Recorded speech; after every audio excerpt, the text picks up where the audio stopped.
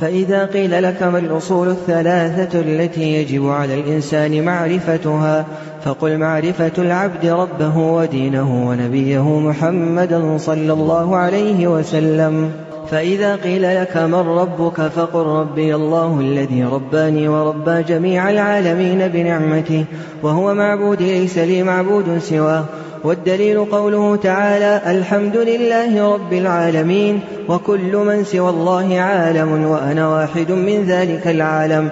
فإذا قيل لك بما عرفت ربك؟ فقل بآياته ومخلوقاته. ومن آياته الليل والنهار والشمس والقمر، ومن مخلوقاته السماوات السبع ومن فيهن والأرضون السبع ومن فيهن وما بينهما. والدليل قوله تعالى لخلق السماوات والأرض أكبر من خلق الناس.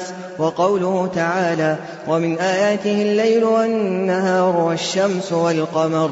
لا تسجدوا للشمس ولا للقمر واسجدوا لله الذي خلقهن إن كنتم إياه تعبدون.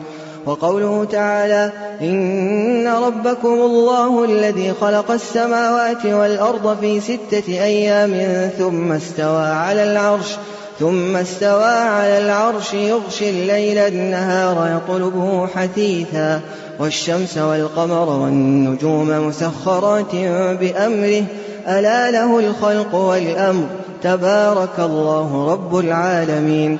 والرب هو المعبود. والدليل قوله تعالى يا أيها الناس اعبدوا ربكم الذي خلقكم والذين من قبلكم لعلكم تتقون، الذي جعل لكم الأرض فراشا والسماء بناء وأنزل من السماء ماء فأخرج به من الثمرات رزقا لكم، فلا تجعلوا لله أندادا وأنتم تعلمون.